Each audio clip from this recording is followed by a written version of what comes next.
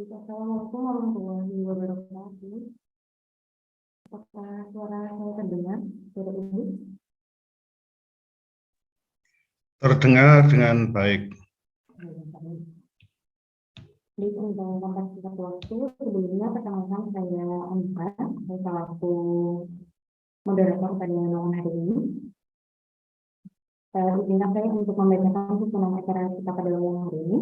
Untuk acara yang pertama yaitu pembukaan, acara kedua adalah pembacaan aturan Zoom, acara ketiga pembacaan biografi dari pembicara, acara yang keempat yaitu materi pembicara, acara yang kelima yaitu tanya jawab, keenam lain yang tidak masuk. Jadi untuk mempersingkat waktu, marilah kita buka acara pada malam hari ini dengan membaca bismillah terlebih dahulu. Bismillahirrahmanirrahim. Jadi untuk acara selanjutnya yaitu pembacaan aturan Zoom. Nah, untuk Bapak Ibu memperhatikan mindset sama ya. Untuk aturan yang pertama, pastikan jaringan internet yang terhubung dengan perangkat yang digunakan selama webinar dalam keadaan stabil. Kedua, peserta dipersilakan masuk ke dalam webinar melalui link yang sudah diberikan oleh panitia. Aturan yang ketiga, nama yang digunakan di Zoom wajib menggunakan nama asli atau sesuai saat pendaftaran. Yang keempat, jika tidak ada kendala, peserta wajib menghidupkan kamera. Yang kelima, peserta diwajibkan mematikan mikrofon selama acara berlangsung. Yang keenam, selama sesi tanya jawab, peserta diperbolehkan mengaktifkan mikrofon atau menuliskan pertanyaan di kolom chat. Yang ketujuh, selama proses tanya jawab, moderator akan memilih 3 pertanyaan teratas dan jika waktu memungkinkan akan dilanjutkan ke pertanyaan selanjutnya. Jika masih terdapat pertanyaan yang belum sempat terjawab, dapat disambung terlebih dahulu dan akan ditanyakan kepada narasumber melalui panitia. Dan yang terakhir, peserta diharapkan tertib dan jika terjadi pelanggaran tata tertib yang ada, panitia berhak untuk mengeluarkan peserta dari webinar pada malam hari ini. Jadi itu adalah aturan yang kita pada malam hari ini ya Bapak Ibu, mohon untuk ditaati. Untuk acara selanjutnya yaitu pembacaan biografi dari pembicara. Jadi di sini saya kenalkan untuk pembicara kita pada malam hari ini yaitu Kak Pramita Sari, sarjana gizi, Magister Hukum Kesehatan. Kak Nita ini merupakan lulusan S1 Gizi Kesehatan dari S2-nya di jurusan Hukum Kesehatan Universitas Gajah. Beliau seorang dietitian, nutrition consultant. Selain itu, Kak Pramita Sari, sarjana gizi, Magister Hukum Kesehatan, juga memiliki beberapa prestasi, yaitu sebagai founder Nasiyu, Keluarga Peduli Asi, Sisterhood, dan bersama Atasik Camping. Nah, itu adalah perkenalan singkat dari pembicara kita pada malam hari ini. Mungkin dari Bapak Ibu yang baru saja bergabung pada malam hari ini, belum mengenal pembicara kita, yaitu Mbak Isa. Baik, untuk selanjutnya, Mbak Isa sudah terhubung ya Mbak Isa? Insya Allah sudah siap Mbak. Iya, baik. Malam hari ini kita akan membahas tentang diet yang Kak Nisa ya, tips mengatur gula darah dengan diet sehat. Jadi nanti Kak Nisa bisa menjelaskan bagaimana caranya, apa aja yang perlu dilakukan, atau hal apa yang harus dihindari dari Kak Nisa yang akan menjelaskan secara rinci. Untuk mempersingkat waktu, kita langsung mulai saja untuk materinya. Silakan Kak Nisa. Baik, terima kasih. Assalamualaikum warahmatullahi wabarakatuh. Salam kenal untuk Bapak Ibu semua yang hadir di sini. Saya Mita, saya yang akan menemani Bapak Ibu semua malam ini untuk membahas tentang diet yang tepat untuk mengatur gula darah ya. Sebelumnya saya mau minta tolong Mbak, boleh di-share materinya? Baik, sudah Mbak. Ya, oke, terima kasih. Insya Allah kalau untuk slide nggak terlalu banyak, jadi nanti Bapak Ibu akan lebih banyak berdiskusi ya, para peserta nanti akan lebih banyak berdiskusi saja, kita akan banyak tanya jawab supaya nggak bosen ya. Ini saya hanya memantik dengan beberapa slide saja yang merupakan poin-poin penting dalam diet untuk mengontrol gula darah. Utamanya adalah untuk mengatur ini ya, metabolisme pada pasien diabetes mellitus. Baik, boleh dilanjut. Ya, sebelum kita membahas diet secara khusus untuk pasien diabetes mellitus yang biasa kita singkat dengan diet DM ya, saya akan mengulang kembali jika ada yang mungkin belum pernah mendengar tentang definisi diet. Seringkali saya mendengar orang-orang mendefinisikan diet itu sebagai pantangan untuk makan. Jadi kalau misalnya ada orang bilang, I'm on diet gitu ya, saya sedang diet gitu kan, oh berarti kamu lagi nggak makan. Atau ada yang berpendapat, saya nggak mau diet sekarang gitu kan, saya dietnya besok aja, maksudnya saya besok nggak makan gitu ya. Nah itu adalah pemahaman yang salah mengenai diet gitu ya. Diet itu sebenarnya bukan nggak makan, tapi justru adalah makan itu sendiri. Jadi kalau kita sebut diet, harusnya diet itu adalah makan gitu ya. Kalau kita bilang I'm on diet atau saya sedang diet tapi dia nggak mau makan sesuatu atau dia tidak makan di hari itu karena dia menyatakan sedang diet, maka itu adalah puasa sebenarnya, bukan diet. Diet dan puasa itu adalah hal yang berbeda. Dan diet itu tidak didefinisikan hanya untuk menurunkan berat badan, gitu ya. Jadi mulai sekarang mari kita sepakati bahwa diet itu bukan untuk nurunin berat badan dan bukan hanya untuk alasan tidak mengkonsumsi sesuatu atau membatasi sesuatu.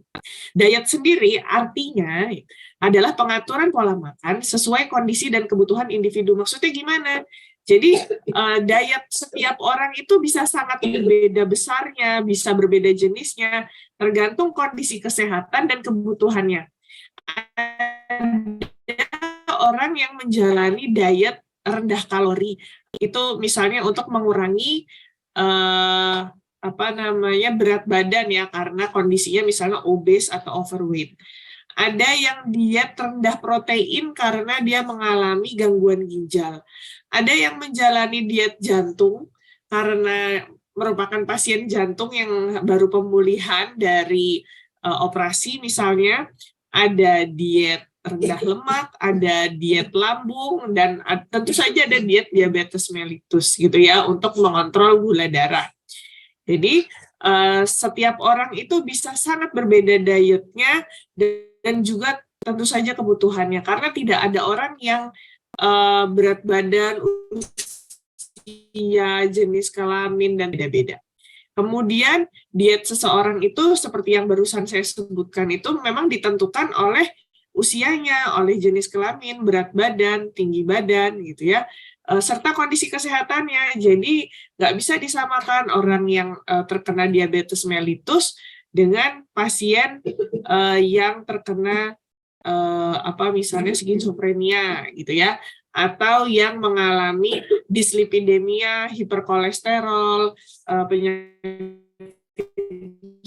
jantung koroner dan lain sebagainya. Walaupun mungkin usianya sama, terus jenis kelaminnya juga sama gitu ya, berat badannya beda-beda tipis, tinggi badannya mungkin juga nggak selisih jauh gitu ya. Tapi kalau kondisi kesehatannya berbeda, maka dietnya pasti akan berbeda satu sama lain. Oke, lanjut. Oh, suara di saya ya. Wah, gimana ya? Sebentar, saya kecilkan dulu ya. Apakah sudah lebih baik? Soalnya saya nggak pakai. Agak menggema sedikit, Bu. earphone. Menggema, Bu. Agak menggema sedikit, Bu. Mungkin HP-nya agak dijauhkan dengan laptop mungkin, Bu. Masalahnya saya nggak menyalakan HP, Pak. Tidak main HP ya? Enggak, saya nggak pakai HP. Saya hanya pakai satu device ini. Apakah sudah lebih baik? Nah, sekarang ya, Belum? sekarang baik. Sampun, sekarang. Oh sampun. iya, mungkin tadi. Oke, mungkin tadi volumenya terlalu besar nih. Baik, terima kasih. Ya, Oke, berikutnya setelah kita membahas tentang diet, maka kita akan membahas diet diabetes mellitus secara spesifik. Diet diabetes mellitus ini kita gunakan untuk mengatur pola makan pada pasien yang mengalami gangguan insulin ya, gangguan hormonal pada kondisi diabetes mellitus. Seperti saya bahas di pertemuan sebelumnya kan biasanya diabetes mellitus itu memang disebabkan karena kerusakan pabrik pada insulin gitu ya, sehingga tubuh itu tidak mampu mengolah glukosa atau karbohidrat yang masuk menjadi gula otot. Jadi akhirnya glukosanya ini, karbohidratnya ini ikut beredar di dalam darah sehingga menyebabkan kadar gula darahnya menjadi tinggi gitu. Padahal kalau dalam kondisi normal gitu ya, kondisi tidak ada kerusakan, biasanya tubuh kita itu akan merespon masuknya karbohidrat gitu ya, masuknya glukosa ke dalam tubuh kita dengan mengeluarkan insulin dengan hormon insulin akan dikeluarkan untuk mengubah karbohidrat atau glukosa yang masuk itu menjadi gula otot. Jadi dicadangkan, diubah untuk menjadi cadangan di dalam otot gitu. Harusnya tidak beredar secara bebas di dalam darah. Kalaupun beredar ya tidak berlebihan kadarnya. Nah, karena pada pasien diabetes mellitus ini insulinnya sudah berkurang gitu ya, atau bahkan mungkin sudah tidak bisa dihasilkan lagi, maka kita mengatur dietnya dengan tujuan diet yang pertama adalah untuk mempertahankan kadar glukosa di dalam darah itu mendekati normal. Jadi kita atur supaya asupan yang masuk itu tidak memberikan loading gitu ya, atau karbohidrat yang berlebihan, sehingga akhirnya bisa meningkatkan kadar glukosa di dalam darah gitu. Karena biasanya pada pasien diabetes mellitus ini medikamentosanya atau terapi medisnya itu di obat antidiabetes yang mengatur hormon insulinnya, atau bahkan sudah diberikan insulin buatan gitu ya. Jadi nanti kita akan menyesuaikan dengan terapi medis yang diberikan oleh dokternya. Gitu. Kalau misalnya pasiennya mendapatkan insulin pengganti gitu ya, misalnya lewat injeksi, maka nanti dietnya juga diatur untuk pasien dengan diet diabetes mellitusnya itu juga diatur dengan mempertimbangkan sudah adanya insulin buatan seperti itu. Kemudian kita juga punya tujuan untuk tetap memberi cukup energi, karena pada pasien diabetes mellitus ini kalau boleh saya bilang agak tricky ya. Kalau kita kelebihan energi bisa hiperglikemi gitu ya, karena kadar gula darahnya melonjak gitu ya. Tapi kalau kurang, maka bisa mengalami hipoglikemi gitu. Jadi serba salah. Hipoglikemi dan hiperglikemi itu kondisi yang sama-sama berbahaya, terutama pada pasien diabetes mellitus. Kemudian kita juga bertujuan untuk menghindari komplikasi akut. Karena diabetes mellitus ini kan efeknya bisa kemana-mana ya. Tidak hanya sekedar tidak bisa menghasilkan insulin gitu ya, tapi juga nanti kalau tidak diatasi, kalau misalnya tidak diatur gitu ya asupannya, maka bisa menyebabkan gangguan ke organ-organ lainnya gitu. Misalnya ada obesitas, itu juga bisa merusak organ lainnya gitu ya, atau misalnya ada hiperkolesterol yang tidak diatasi, itu nanti juga bisa menyebabkan penyakit lainnya. Kemudian kita juga bertujuan untuk memberikan gizi yang optimal ya, jadi tetap memberikan asupan gizi yang optimal, yang seimbang, yang dibutuhkan oleh tubuh. Jadi nggak cuma sekedar mengatur karbohidratnya aja, kita tetap harus mengatur proteinnya, mengatur lemaknya, kemudian asupan vitamin dan mineral ini juga menjadi concern gitu ya, jadi perhatian gitu, jadi perhatian untuk diet diabetes mellitus. Untuk prinsipnya, pada pasien diabetes mellitus ini kita harus memiliki jumlah, jadwal, dan jenis yang sesuai gitu. Karena kondisi yang tadi saya sebutkan gitu ya, hiperglikemi dan hipoglikemi itu kan sama-sama berbahaya pada pasien diabetes mellitus. Jadi dengan tidak adanya insulin, kalau misalnya tidak menggunakan insulin pengganti seperti itu ya, kita harus aware gitu ya, harus waspada kalau misalnya jumlahnya berlebihan, takutnya nanti pasiennya hiperglikemi, itu juga bisa membahayakan nyawa. Terus kemudian jadwalnya, karena kadang-kadang kalau sudah nggak tahan, ya aduh udah lapar nih gini, padahal belum jadwalnya makan, itu juga bisa meningkatkan kadar gula darahnya. Jadi begini, kalau kondisi biasanya gitu ya, ada makanan masuk terus insulinnya ada gitu kan, insulin akan merespon dengan mengubah gitu ya, mengubah karbohidrat, mengubah glukosa itu untuk menjadi cadangan otot gitu. Tapi kalau misalnya insulinnya nggak ada, kan nggak ada yang mengubah seperti itu ya. Terus akhirnya gula darahnya itu ikut berputar di dalam di dalam tubuh kita gitu. Nah, kalau makanannya tidak diatur, baik jumlahnya gitu ya, ataupun waktunya dan juga jenisnya, maka kalau semakin banyak karbohidrat, semakin banyak gula yang beredar di dalam darah kita, itu bisa mempengaruhi metabolisme dan siklus di dalam tubuh kita gitu ya. Nanti kalau kadarnya terlalu tinggi, itu bisa mengganggu otak, walaupun otak itu memang mendapatkan makanan gitu ya dari glukosa gitu, tapi kan otak juga nggak mampu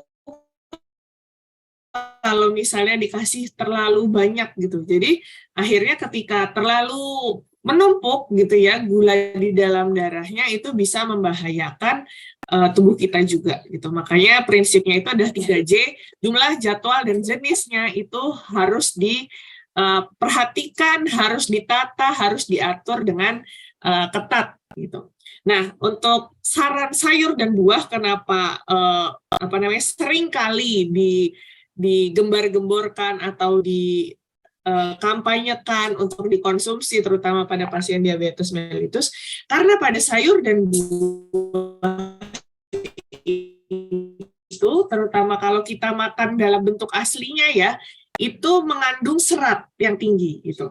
Dan serat di dalam penelitian itu disampaikan bahwa serat itu tidak bisa dicerna di dalam tubuh gitu. Makanya kadang kalau kita makan sayur atau buah itu keluarnya juga masih ada serat-seratnya gitu ya, masih ada, mungkin malah masih ada warnanya gitu. Kalau kita makan buah sama kulit, kok masih kayak ada kulit apelnya gitu ya, atau misalnya kalau makan wortel, kok masih ada kayak serat-serat wortelnya gitu, karena memang dia tidak dicerna di dalam tubuh, dan itu memang ada maksudnya gitu ya. Jadi dengan adanya serat yang tidak dicerna di dalam tubuh, serat itu bisa menambah waktu kenyang lebih lama gitu. Fungsinya serat di dalam tubuh itu adalah mengisi pencernaan atau mengisi saluran cerna kita, sehingga mengurangi rasa lapar gitu. Dengan adanya serat yang masih terdapat di saluran cerna kita, biasanya itu akan menjaga rasa kenyangnya itu jadi lebih lama dan mengurangi keinginan untuk ngemil gitu. Jadi bisa menjaga dari asupan kalori yang berlebihan di dalam tubuh kita. Next.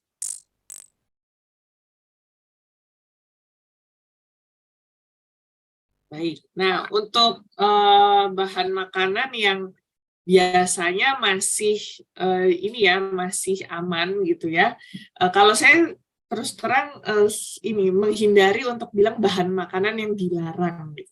Karena takutnya ketika orang itu dilarang, malah dia akan mencuri-curi gitu ya.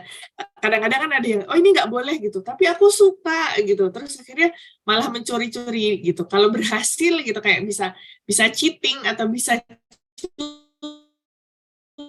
curang gitu tuh kayaknya jadi menantang untuk dilakukan lagi gitu ya. Sebenarnya beberapa bahan makanan itu nggak benar-benar yang harus stop banget gitu ya, kecuali kondisinya sudah darurat gitu ya, atau sudah kritis. Untuk bahan makanan yang dianjurkan ya, biasanya untuk pasien diabetes mellitus kami menganjurkan karbohidrat kompleks ya. Jadi untuk sumber karbohidrat yang dianjurkan adalah karbohidrat yang susunannya gitu ya, ikatan-ikatannya itu lebih kompleks gitu, sehingga dia tidak mudah tidak cepat hilang, tidak cepat dicerna gitu ya, panjang sehingga kenyangnya juga jadi lebih lama. Misalnya karbohidrat kompleks itu contohnya adalah nasi, singkong, talas, sereal, kentang, jagung, dan ubi. Jadi sumber-sumber karbohidrat yang tidak terlalu manis sebenarnya gitu ya. Kalau bahasa saya cara mencari cirinya adalah tidak terlalu manis gitu. Biasanya pada karbohidrat kompleks ini rasanya nggak manis, cenderung ya ada manisnya sedikit, tapi biasanya cenderung tawar gitu ya, sepol seperti itu. Nah, ini masih boleh dikonsumsi dan memang dianjurkan mengkonsumsi ini sebagai sumber karbohidrat daripada yang karbohidrat sederhana. Kemudian untuk sumber protein dianjurkan untuk mengkonsumsi sumber protein yang rendah lemak ya, karena lemak ini juga bisa mengancam gitu ya, mengancam organ tubuh yang lain. Kalau berlebihan maka itu juga bisa meningkatkan kalori seperti itu. Contohnya adalah daging tapi tanpa lemak, tanpa gaji gitu ya. Gajinya walaupun itu rasanya memang gurih gitu, tapi dikasih ke yang lain aja deh gitu ya. Jangan kita yang konsumsi, kalau misalnya ada pasien diabetes mellitus jangan konsumsi yang ada lemaknya. Terus kalau misalnya konsumsi ayam itu kulitnya nggak usah ikut gitu ya, karena di situ juga lemaknya banyak. Terus ikan-ikanan ya, ikan beneran maksudnya ikan yang bisa dimakan, bermacam-macam golongan ikan maksud saya, dan juga lauk nabati boleh dikonsumsi sebagai sumber protein. Lauk nabati itu ya misalnya tahu, tempe, kacang-kacangan seperti itu ya, jamur, maka itu masih boleh dikonsumsi. Terus disarankan untuk melakukan proses pemasakan yang minim lemak gitu, bukan nggak boleh, tapi ya boleh tapi jangan berlebihan seperti itu ya. Jadi sarannya itu direbus, dipanggang, dikukus atau dibakar gitu. Kalau mau, tapi saya sukanya makanan gorengan. Kalau misalnya senangnya makanan gorengan, paling enggak ketika kita memasak menu makanan ya, menu makanan terutama di rumah seperti itu ya, itu jangan semuanya digoreng. Kadang-kadang lauk hewaninya digoreng, lauk nabatinya digoreng, terus kemudian habis itu masih mengkonsumsi cemilan gitu ya, makanan selingan yang digoreng juga gitu. Itu nanti lemak terserapnya itu sangat besar gitu. Jadi itu berbahaya untuk asupan kalori yang masuk ke dalam tubuh kita. Tapi masih boleh ya dengan syarat tidak berlebihan. Sedangkan bahan makanan yang jika bisa dihindari maka kita hindari, kalau enggak ya dibatasi, jangan over gitu ya. Kalau kita bisa men-challenge diri, menantang diri, coba ini dikonsumsi itu kalau bisa ya seminggu sekali, nanti terus dinaikin sebulan sekali gitu. Jangan setiap hari. Kalau setiap hari ini bisa membahayakan kandungan gula di dalam darah kita. Apalagi kalau sehari 3 kali, sehari 5 kali, itu jauh lebih bahaya daripada kita memperbolehkan ini makan seminggu sekali gitu ya. Contoh gula sederhana adalah sumber-sumber karbohidrat yang biasanya rasanya itu manis.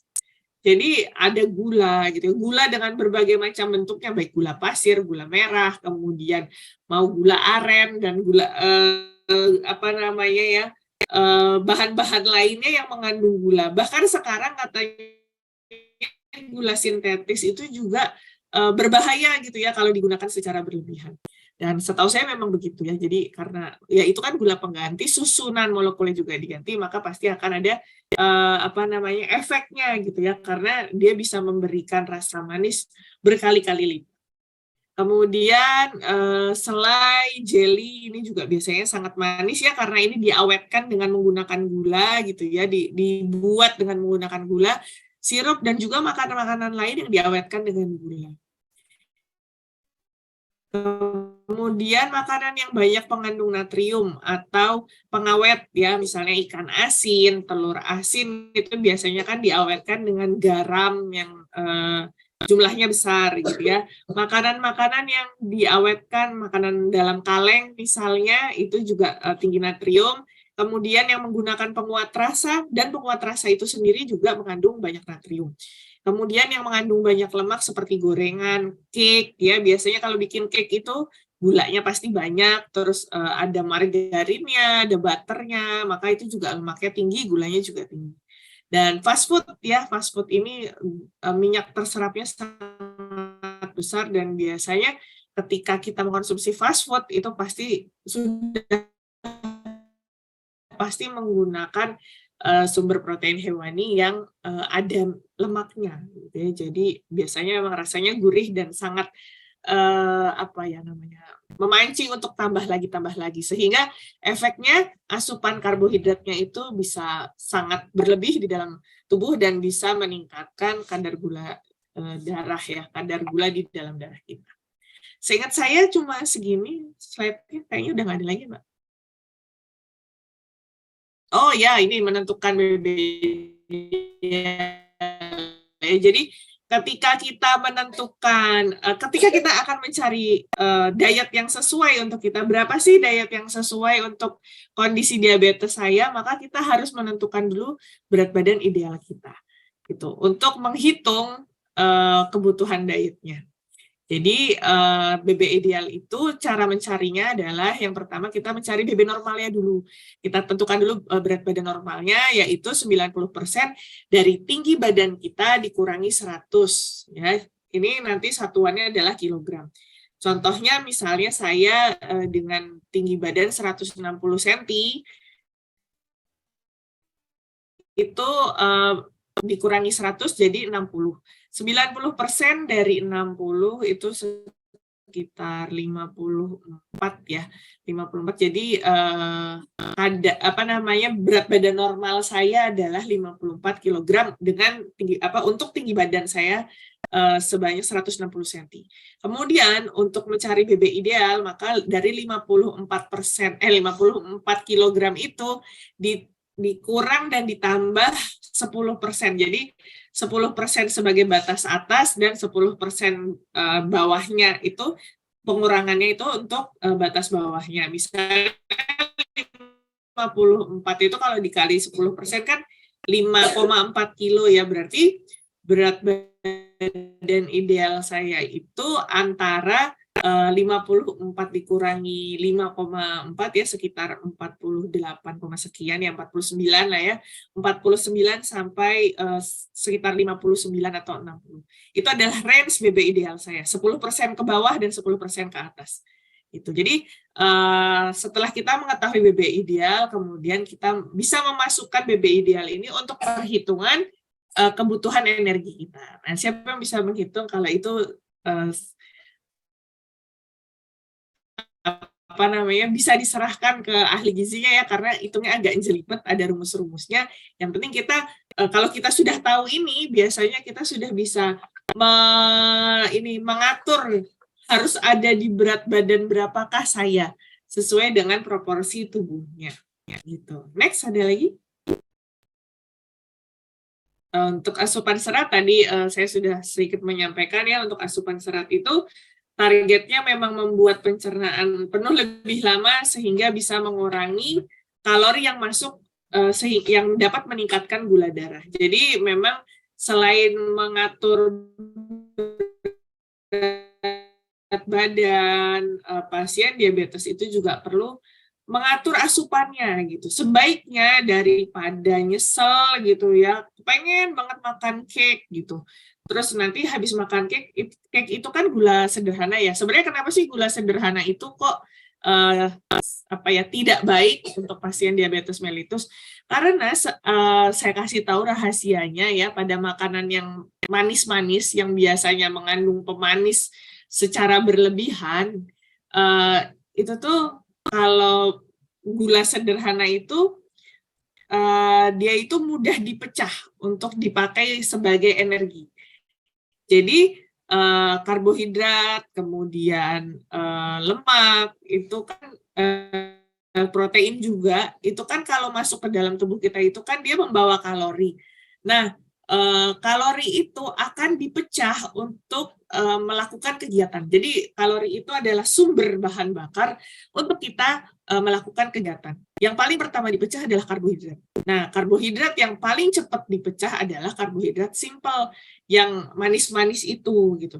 Jadi kalau kita banyak makan yang manis nih, biasanya habis itu dia dipecah jadi energi. Terus kita lapar lagi. Jadi udahlah karbohidrat yang manis-manis ini kan kalorinya tinggi gitu ya, mudah dipecah. Ntar habis dipecah kan kita lapar lagi, terus kita makan lagi gitu. Akhirnya jumlah karbohidrat di dalam tubuh kita itu jadi banyak gitu. Dan itu bisa memancingkan, kalau insulinnya masih ada ya, kalau pankreasnya masih berfungsi dengan baik, itu akan memancing insulin untuk terus-menerus dikeluarkan gitu. Kalau terlalu banyak yang yang dibutuhkan gitu, lama-lama kan pabriknya ini nih kewalahan gitu, overproduksi bisa gitu ya, terus kecapean gitu, akhirnya dia menyerah dan akhirnya rusak seperti itu. Nah, kalau insulinnya udah nggak ada, inilah yang menyebabkan glukosa di dalam darah itu jadi tinggi seperti itu. Makanya sangat disarankan untuk bijak memilih jenis makanan yang dimasukkan ke dalam tubuh kita supaya nggak kesel gitu ya, karena udah makan nggak boleh makan lagi, jadwalnya masih lama gitu kan, eman-eman ya, sayang gitu loh kalau makannya udah di jadwal, udah dibatasi, tapi karena salah pilih jenis makanan akhirnya jadi merasa lapar terus, merasa tidak bersemangat, kesel, moodnya rusak dan lain sebagainya gitu. Oke, selanjutnya. Baik, terima kasih. Ada yang sudah siap bertanya mungkin ya, udah penasaran, silahkan saya serahkan kembali ke moderator untuk dipandu ke diskusi. Baik, terima kasih Kak Mita. Materinya sangat menarik ya hari ini. Sebelum kita memasuki sesi tanya jawab, di sini saya ingin menginformasikan bahwa malam hari ini kita ada door prize untuk penanya terbaik. Nah, untuk penanya terbaik ini, nanti dari Kak Mita bisa memilih 3 penanya terbaik ya Kak Mita. Dan di sini saya juga ada pengumuman bahwa untuk seluruh peserta webinar pada malam hari ini, dari Ekason mengadakan promo voucher diskon sebesar 25% untuk produk beras hitam, namun ada syarat dan ketentuan. Nah, untuk syarat dan ketentuannya nanti akan diinformasikan melalui WA saja ya, Bapak Ibu. Jadi sebelum kita mulai tanya jawab, kita bisa simak pesan-pesan berikut. Sesi tanya jawab sudah dibuka, Bu.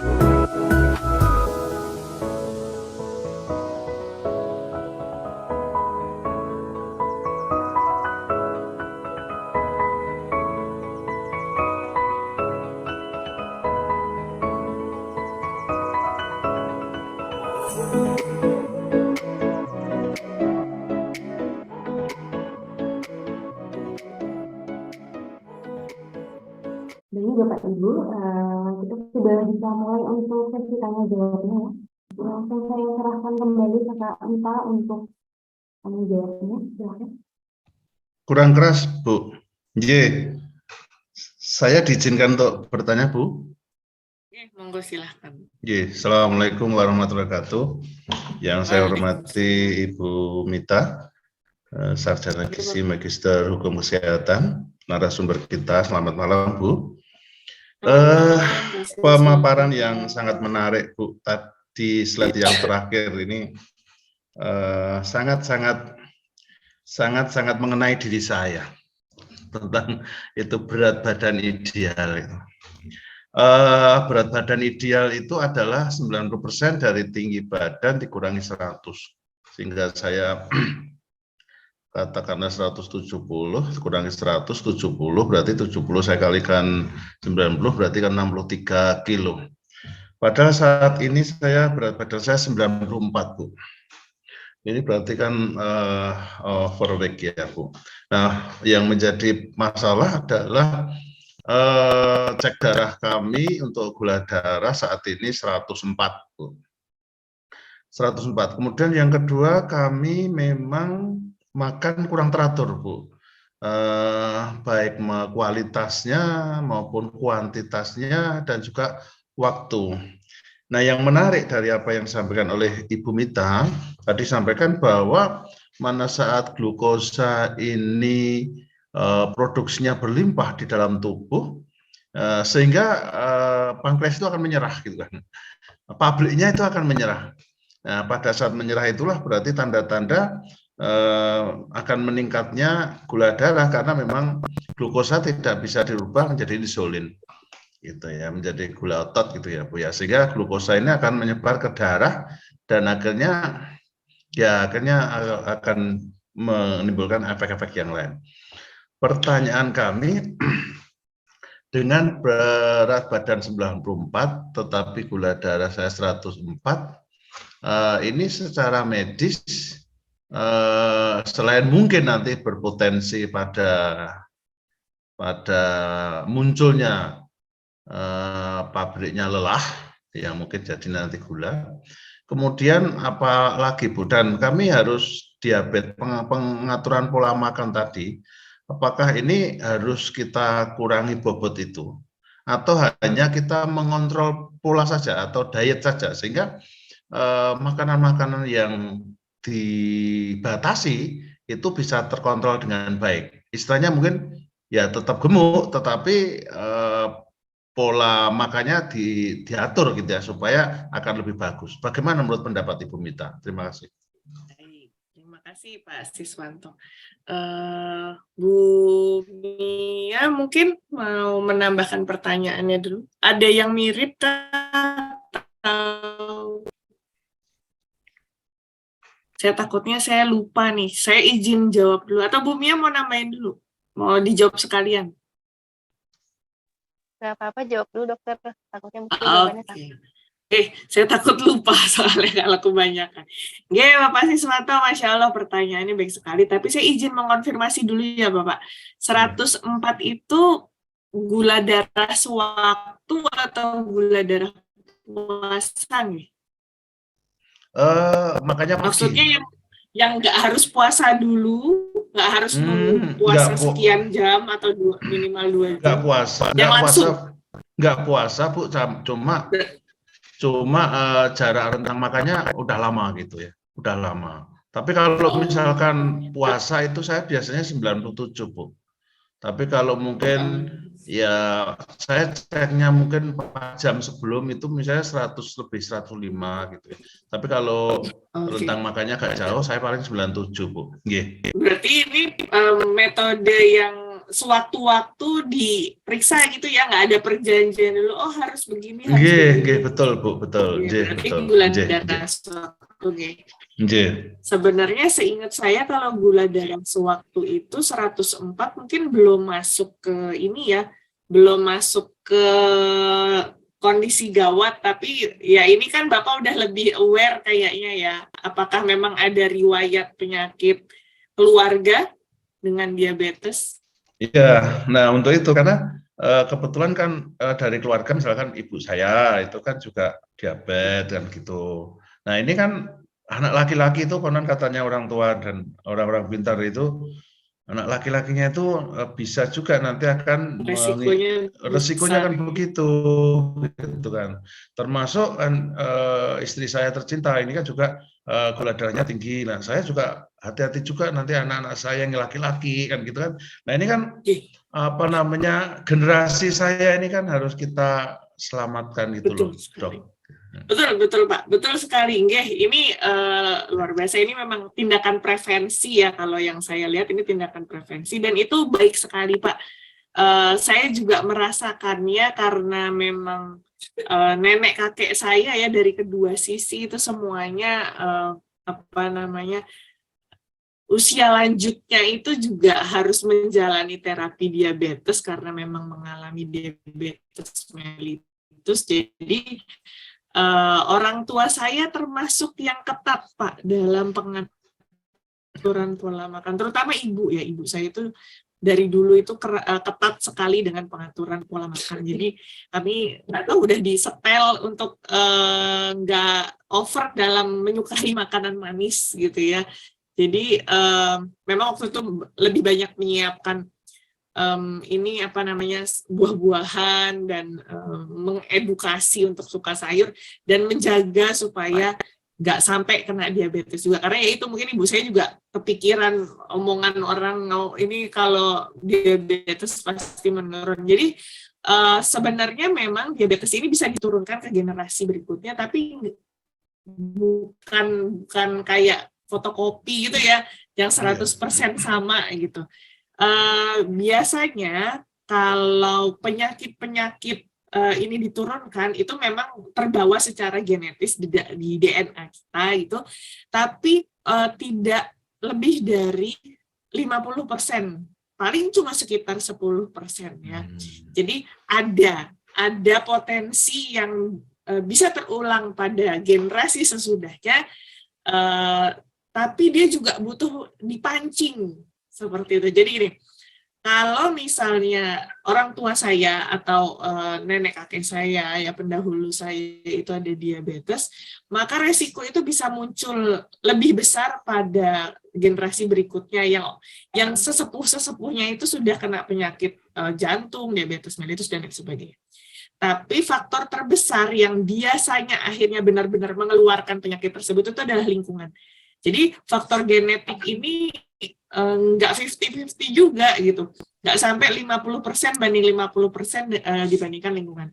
Biasanya kalau sudah ada potensi, terus didukung sama lingkungan yang bisa memancing gitu, bisa memancing potensi genetik, itu barulah terjadi penyakit yang serupa dengan generasi sebelumnya. Contohnya, misalnya saya punya potensi kena diabetes mellitus, terus saya terbiasa makan yang tinggi kalori, yang banyak karbohidrat simpelnya tadi itu, banyak karbohidrat sederhananya gitu. Misalnya saya suka makan permen, suka mengkonsumsi dodol berlebihan, misalnya, atau jelly, minuman manis, sirup, dan lain sebagainya. Itu kan lingkungan ya.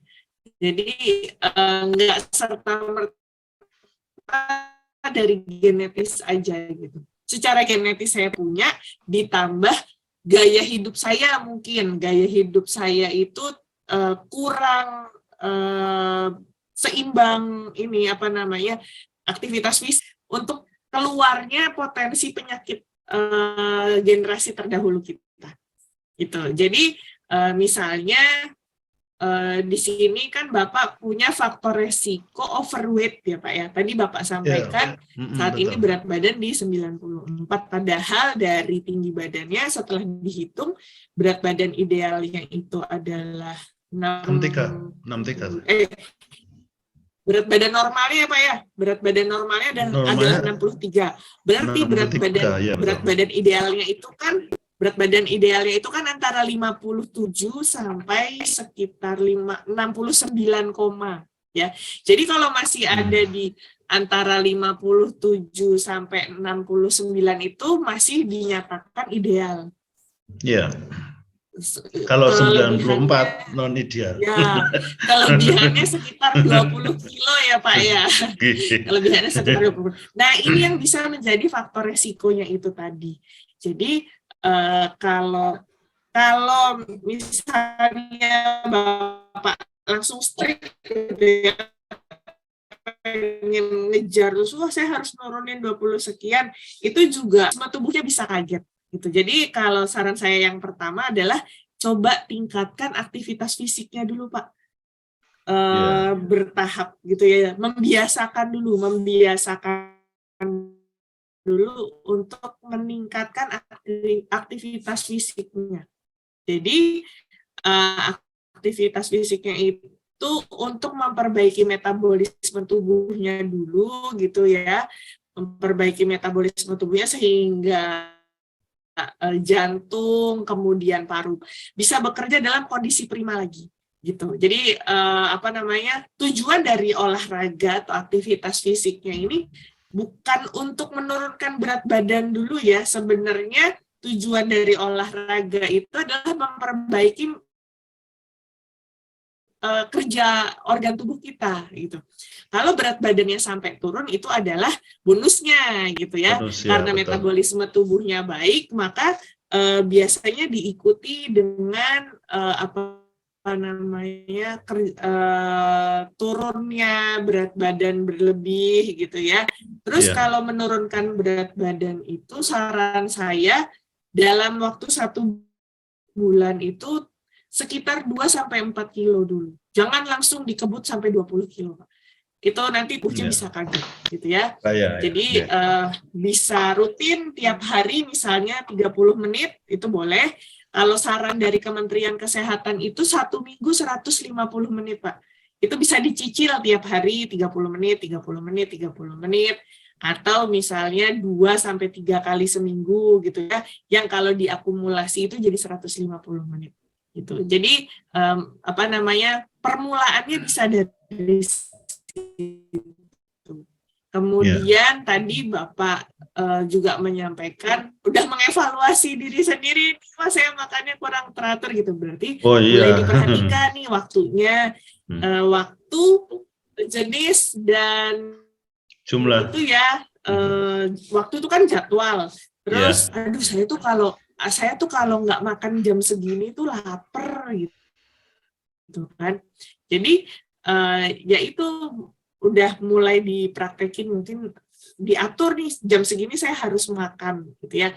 Nah, salah satu tips ini saya sekaligus memberikan tips ya, mungkin di sini ada yang punya masalah untuk weight management juga atau pengaturan berat badan ya.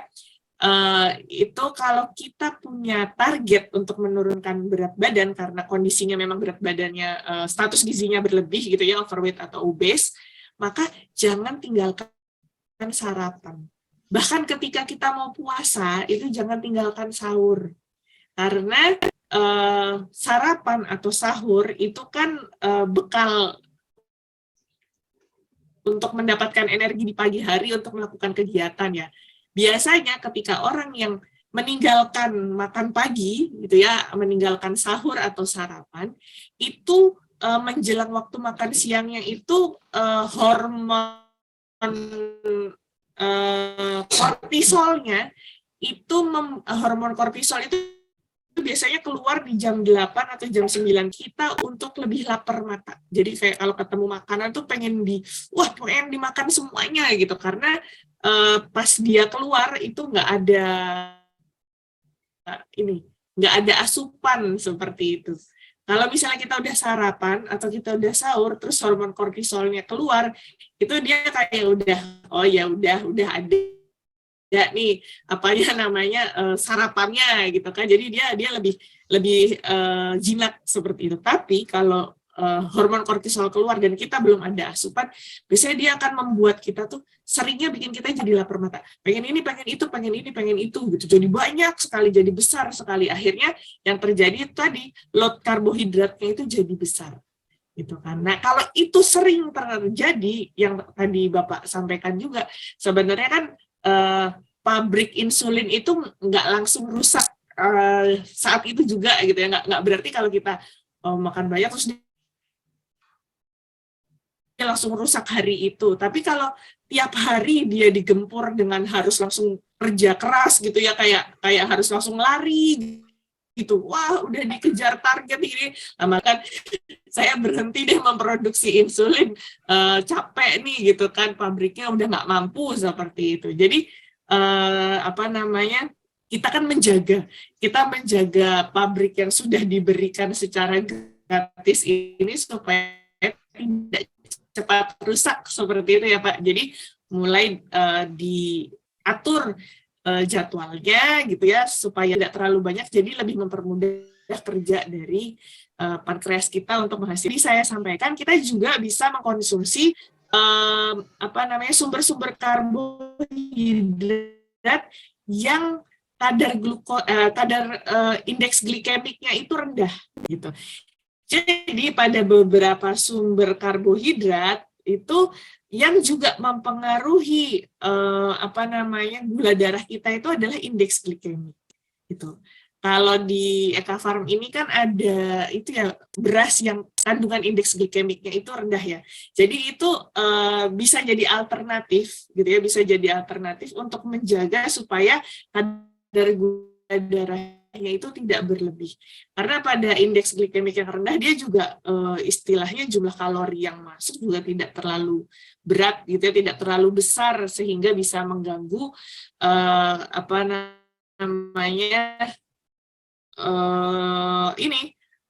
loading karbohidratnya gitu.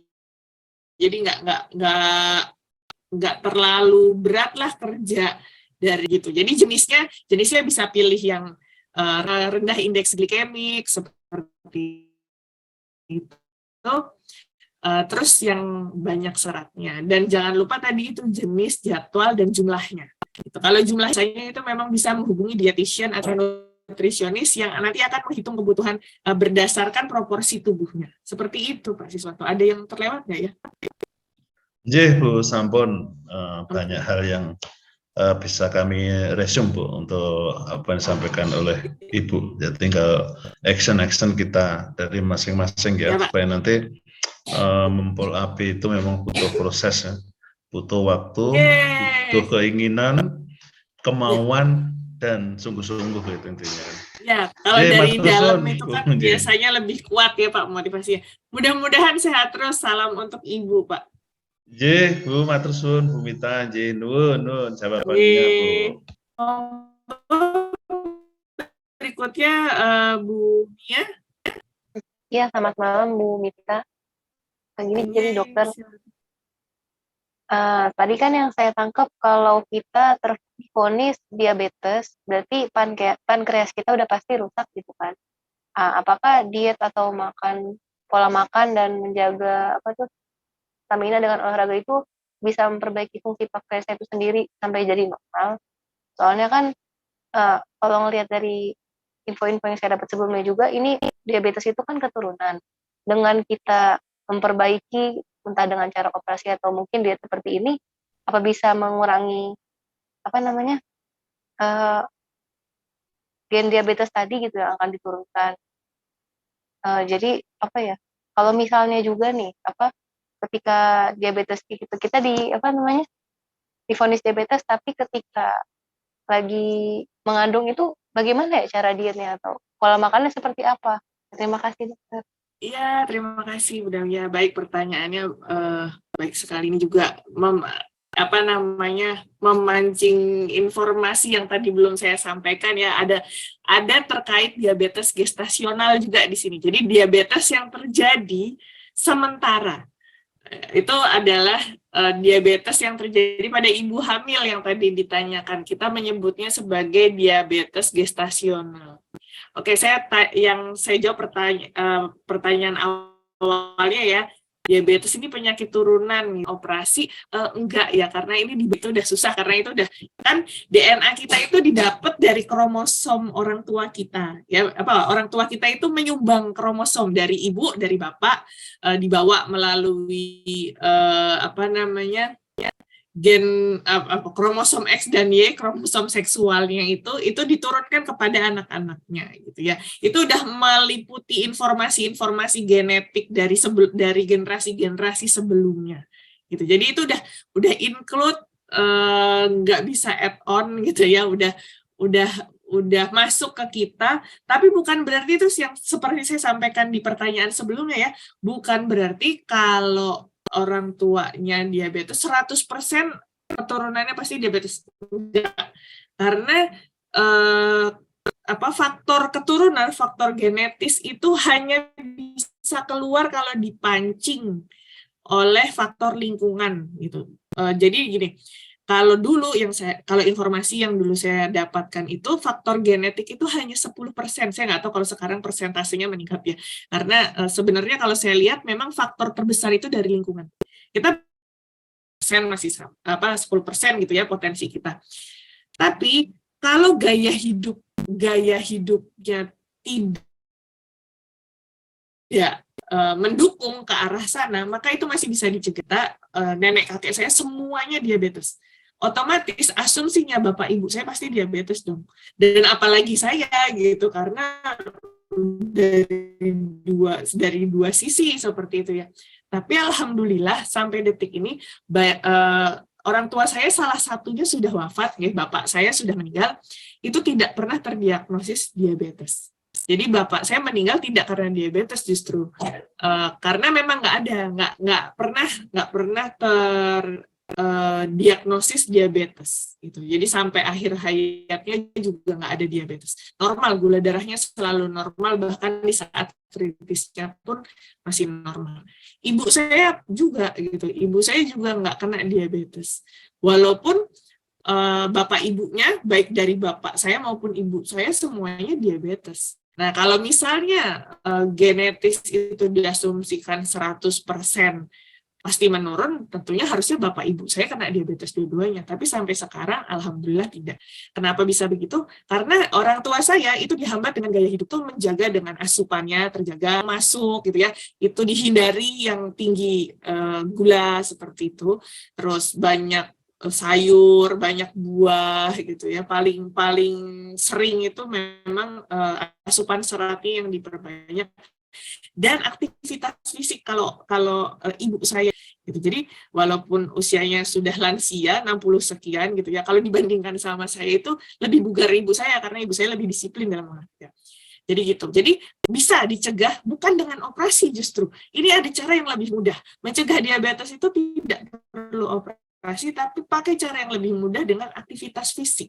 Jadi aktivitas fisiknya yang dijaga, gaya hidupnya gitu ya, menghindari faktor-faktor yang bisa meningkatkan resiko diabetes mellitus itu jauh lebih baik dari faktor makanan, asupan gitu ya, pilihan makanan, kemudian aktivitas, manajemen stres itu juga paling penting karena stres yang tidak termanage dengan baik, yang tidak bisa diatasi dengan baik itu bisa memicu hormon-hormon untuk kemudian mengacaukan metabolisme, dan itu bisa jatuhnya ke berbagai macam penyakit. Stres itu kalau saya bilang mother of diseases, pokoknya penyakit kalau udah macam-macam itu kita harus curiga paling pertama itu sama stresnya, gimana manajemen stresnya.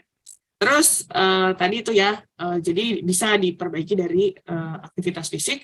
Kemudian yang kedua, kalau diabetes gestasional itu terjadi pada ibu hamil ya. Diabetes gestasional itu adalah kehamilan. Diabetes yang terjadi pada ibu hamil ini bukan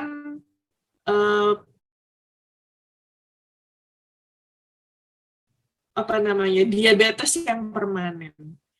Bukan diabetes yang permanen. Jadi diabetes gestasional itu biasanya memang terjadi pas kehamilan aja, bisa turun ke bayinya, dan kalau tidak diatasi di ibunya juga, setelah yang tadinya ibunya nggak diabetes, setelah hamil malah bisa kena diabetes gitu. Makanya biasanya diabetes gestasional ini diperbaiki dietnya juga gitu, karena kalau bablas kasihan ibu dan bayinya juga kan, walaupun ini bukan diabetes yang permanen. Terus saya juga mau meluruskan, diabetes itu tidak selalu karena pankreasnya sudah rusak. Ada yang pankreasnya terganggu. Jadi diabetes itu ada 4 macam sebenarnya, ada 4 macam. Yang diabetes gestasional ini tidak termasuk diabetes yang diabetes yang mellitus ini gitu ya. Jadi diabetes gestasional ini kan tidak permanen, bisa sembuh setelah kehamilannya selesai gitu ya. Jadi bisa hilang kalau kehamilannya udah selesai. Kalau yang pertama itu diabetes tipe 1 itu diabetes yang tidak tergantung pada insulin. Jadi non-independent insulin gitu ya. Dia ini biasanya faktor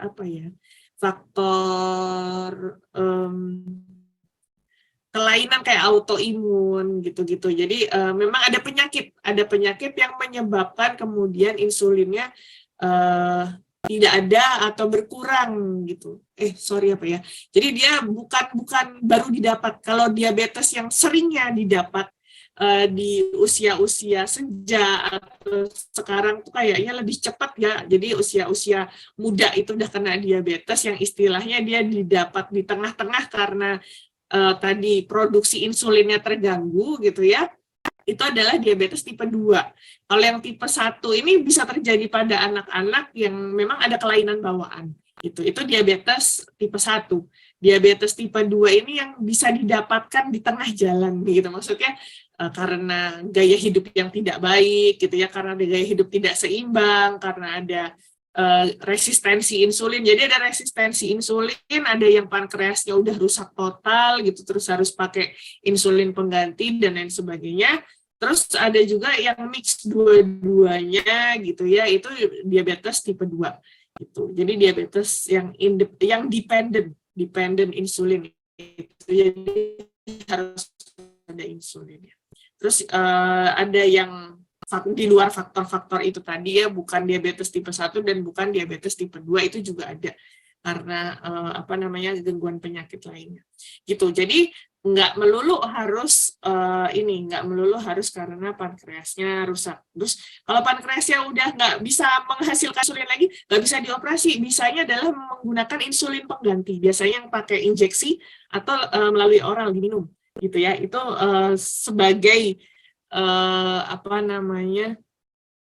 bala bantuan karena tubuh sudah tidak mampu menghasilkan insulin sendiri atau kekurangan insulin gitu ya, jadi produksinya tidak sesuai dengan yang dibutuhkan, seperti itu. Bumi, ada yang kurang nggak ya jawabannya? Ada yang belum terjawab pertanyaannya, Bumi? Alhamdulillah terjawab. Cuma saya mau memastikan sekali lagi, dokter. Berarti kalau memang misalkan permasalahannya karena fungsi pankreasnya yang rusak, berarti diet seperti ini sudah nggak berlaku lagi ya, dok? Ibaratnya setiap hari harus makan buah sayur gitu. Hanya untuk supaya bisa tetap stabil maksudnya. Biasanya dikasih pengganti, dikasih insulin kayak insulin buatan yang dimasukkan ke dalam tubuh untuk membantu mengontrol gula darahnya. Tapi kalau dietnya yang dianjurkan tadi itu ya tetap ya, maksudnya nggak cuma makan sayur buah sih, tetap harus makan protein hewani kayak yang tadi sampaikan ya, protein hewani tapi nggak tinggi lemak gitu ya. Terus boleh sih sedikit-sedikit makan yang manis-manis gitu ya, tapi sesuai dengan takaran. Karena biasanya nanti kalau datang ke dietitian atau nutrisionis atau biasa dikenal dengan ahli gizi, itu biasanya diatur. Oh iya, kebutuhannya misalnya ya, ini yang umum diberikan itu adalah diet diabetes mellitus 1.500 kilokalori, diet diabetes 1.700 kilokalori, 1.900 dan 2.100. Itu nanti disesuaikan dengan kebutuhan masing-masing pasien. Jadi misalnya kalau Bumia dihitung nih dari umur, jenis, kelamin, berat badan, tinggi badan, oh ternyata kebutuhannya di DM 1.500 kilokalori. Nanti kan dikasih catatan berapa gram boleh mengkonsumsi sumber karbohidrat seperti nasi, kentang, singkong, dan lain sebagainya. Terus berapa gram boleh mengkonsumsi protein hewani ya, daging, telur, ayam, dan lain sebagainya. Terus sayurnya berapa, jenisnya apa, minyaknya berapa, buahnya berapa, sayurnya berapa. Jadi nggak hanya nggak harus jadi vegan sebenarnya sih, tapi biasanya diajak juga untuk melihat kebutuhannya sekian-sekian supaya tidak berlebihan kalorinya gitu. Tapi nanti disesuaikan sih, kalau misalnya obatnya ada obat pengganti insulin gitu ya, dietnya masih bisa disesuaikan lagi, karena kalau terlalu rendah kan nanti bisa hipoglikemi juga. Jadi diet yang diatur oleh dietitian atau nutrisionis di rumah sakit atau di puskesmas atau di vaskes lainnya, itu nanti disesuaikan dengan obat yang diberikan oleh dokternya. Itu karena nggak semua pasien pasti harus dikasih insulin injeksi, nggak semua dikasih insulin per oral gitu. Dilihat besar kerusakannya dulu. Jadi dietnya juga nanti menyesuaikan dengan obat yang diberikan. Nggak bisa kalau pasien yang dikasih insulin sama nggak dikasih insulin itu terus saklek harus sama, nggak bisa, karena nanti efeknya berbeda tubuhnya. Begitu. Iya dokter, terima kasih.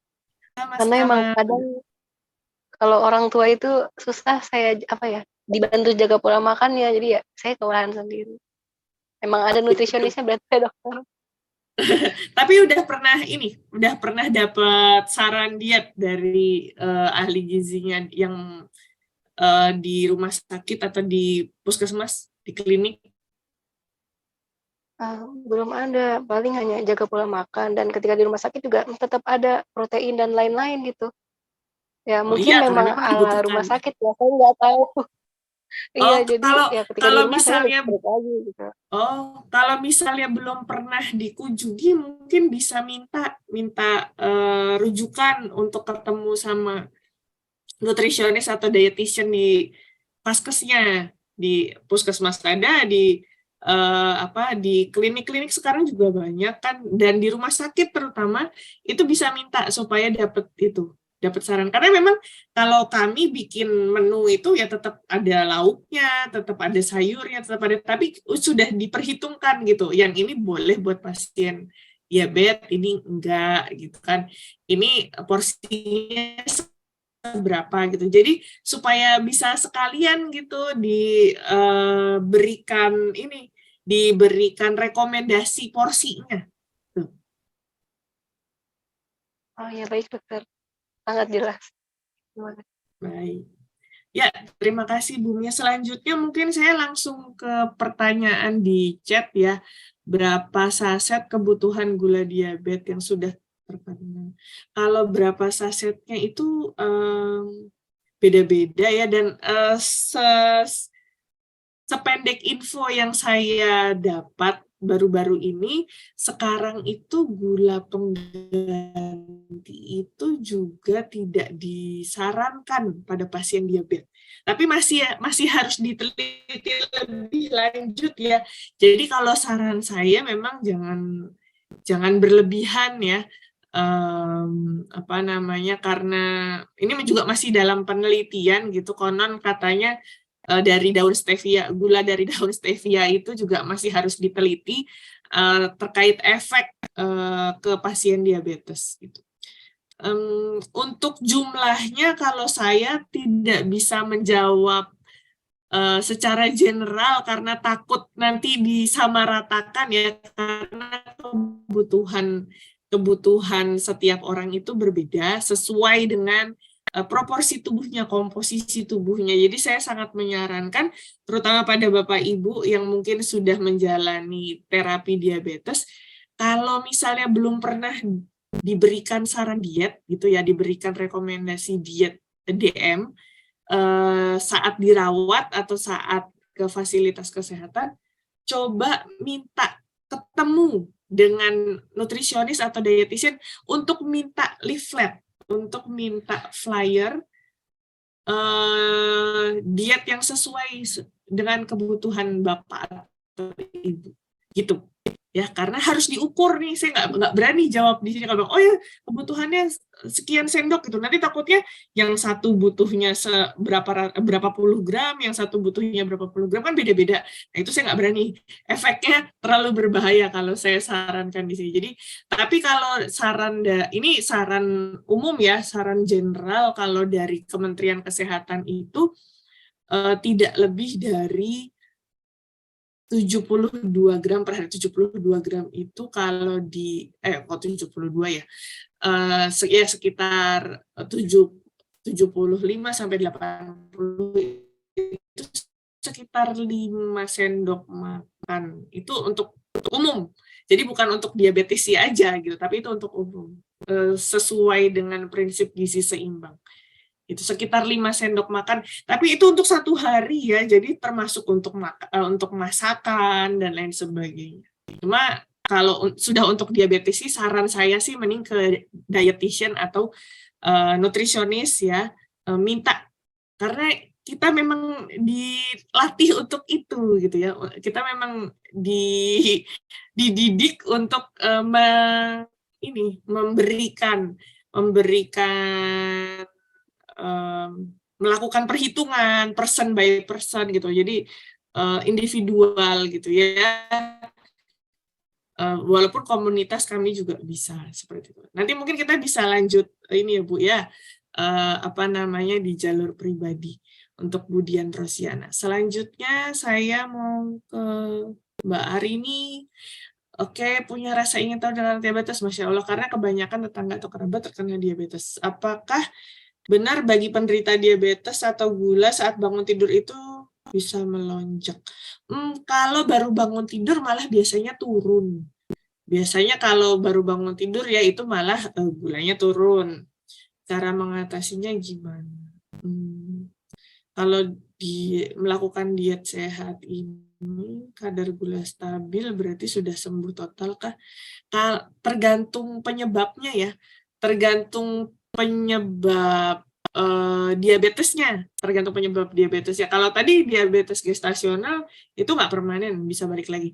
Tapi kalau penyebab diabetesnya adalah kerusakan pabriknya, kerusakan pabrik insulin itu ya itu sudah tidak bisa diperbaiki gitu ya, dan bisa sembuh total, bisa dijaga supaya tidak melonjak dengan cara itu tadi, gaya hidup seimbang ya, gizi seimbang, dan juga pola makannya dijaga. Terutama 3J-nya yang harus dijaga itu. Jumlah jenis dan jadwalnya. Begitu. Baik. Mungkin bisa saya kembalikan ke Mbak moderator dulu. Silahkan.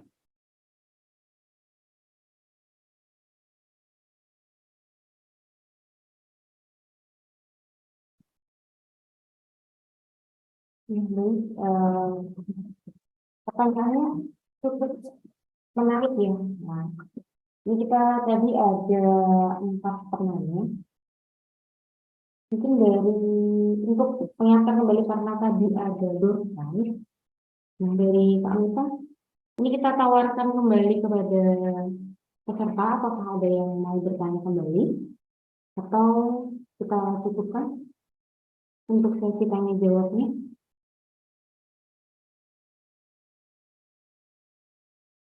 Dari Bapak Ibu, ada yang ingin bertanya lagi?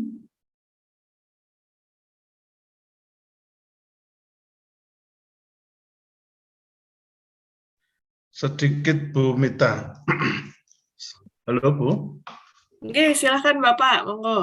Pangapunten Bu. Tadi kan di slide terakhir itu kan ada makanan yang dibatasi ya Bu. Saya melihat makanan-makanan yang kalau tidak salah baca tadi ya, itu banyak mengandung nitrogen, kemudian juga termasuk makanan yang diawetkan. Itu secara kimiawi hubungannya dengan natrium maksudnya. Ya, natrium ya. Makanan yang mengandung natrium tinggi gitu nggih.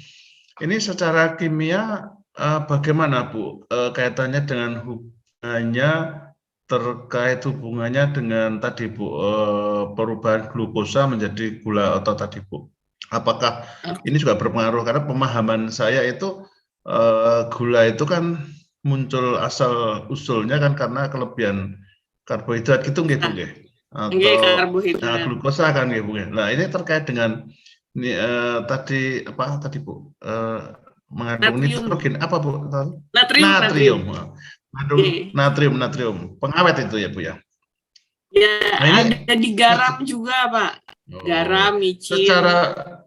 secara kimiawi pengaruhnya gimana Bu? Kalau terkait dengan yang itu Bu, pengubahan dari glukosa ke gula darah tadi Bu, berpengaruhnya. Nuwun Bu. Kalau nggih, matur nuwun Pak Siswanto. Ya kalau natrium niki Pak, sebenarnya dia bukan yang langsung ke gula darahnya ya. Jadi bukan apakah dia bisa meningkatkan gula darah atau dia bisa menghambat gitu ya, bisa menghambat apa namanya pengubahan glukosa menjadi glikogen, enggak sih, tapi dalam natrium ini dia bisa mempengaruhi apa namanya tekanan darah gitu. Kan kita juga harus menghindari komplikasi lainnya Pak ya.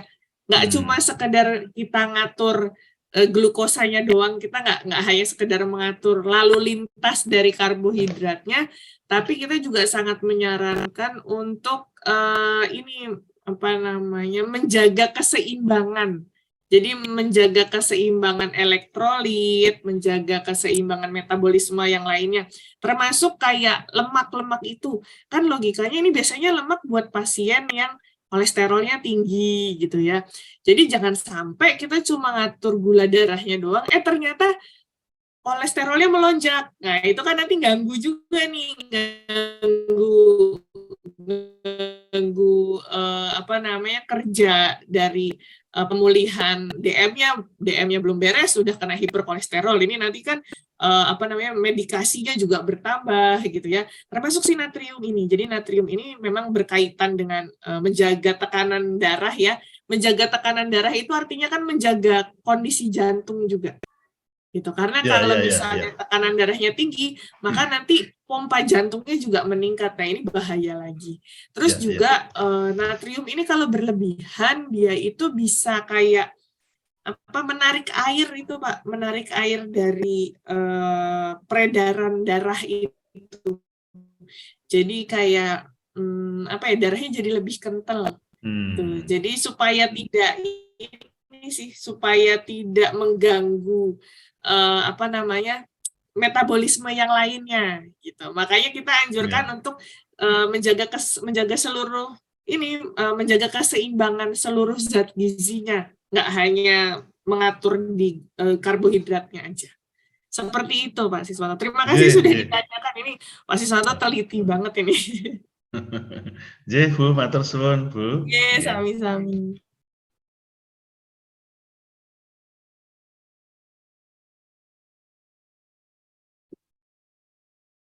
Baik, saya rasa sudah tidak ada lagi yang ingin bertanya.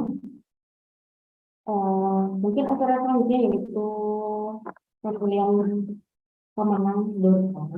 Tapi sebelum itu, mungkin dari Bapak Ibu semuanya bisa mengaktifkan kameranya, kita foto bersama terlebih dahulu. Jadi mungkin bisa lanjut diumumkan saja Kak Mita untuk pemenangnya siapa saja untuk malam hari ini.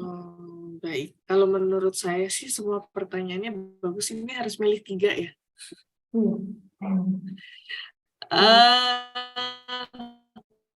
Aduh, ini masalahnya ada 4 nanti yang satu masa nggak kebagian. Yang jelas kalau dari saya Pak Siswanto dan Bu Mia pastinya ya terima kasih pertanyaannya secara langsung open mic gitu ya sehingga kita bisa interaktif. Yang 2 lagi monggo dari panitia dari chat kalau menurut saya dua-duanya bagus sih. Semua pertanyaannya saling melengkapi soalnya. Silahkan dibahas di panitia. Saya nyumbang 2 dari Bu Mia dan Pak Siswan. Mungkin untuk yang ketiga,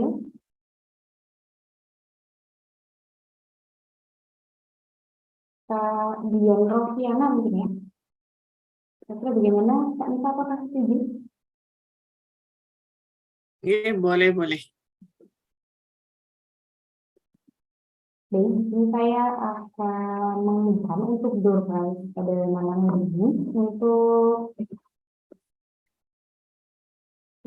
penanya terbaik yang nomor 1 ya, juara satunya itu dari Bapak Siswanto. Ini selamat Bapak mendapatkan gula semut 200 gram dan tepung pati jeruk 200 gram. Makasih Bu untuk door prize-nya. Baik, nanti Barakallah Bu. ya, terima kasih. Nanti akan kami hubungi melalui video Pak untuk info lebih lanjut. Nggih Bu, matur suwun Bu Mita, Mbak Eka. Barakallah nggih. Amin. Hadiah buat saya. Iya, ini saya tunjukkan ya untuk produknya. Ini Pak. Oh nggih. Nanti langsung tak kasihkan istri saya tercinta. Ya.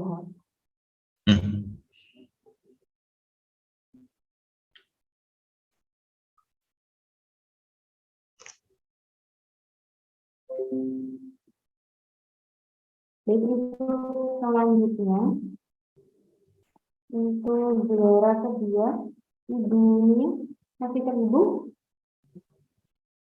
bisa on-cam Ibu ini. Oh iya, tunggu ya Bu.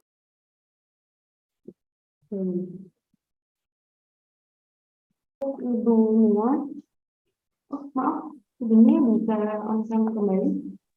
Oh iya.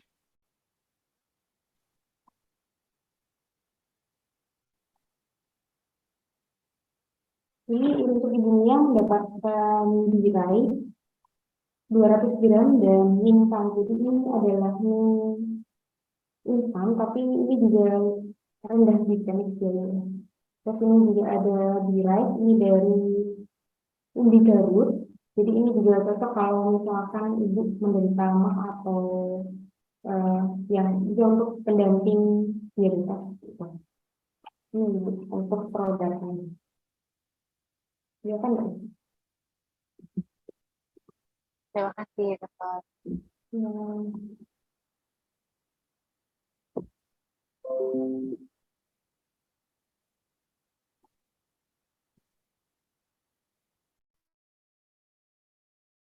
Baik, untuk selanjutnya Ibu Dian Rosliana bisa on-cam.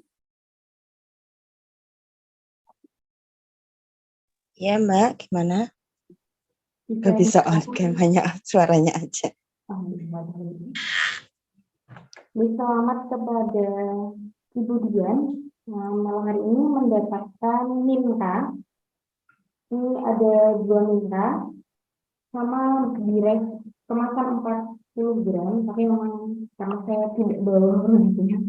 Jadi kurang lebih seperti produk yang sebelumnya tadi. Oh, nih, alhamdulillah. Nanti akan kami hubungi melalui admin untuk info lebih lanjutnya ya. Nih.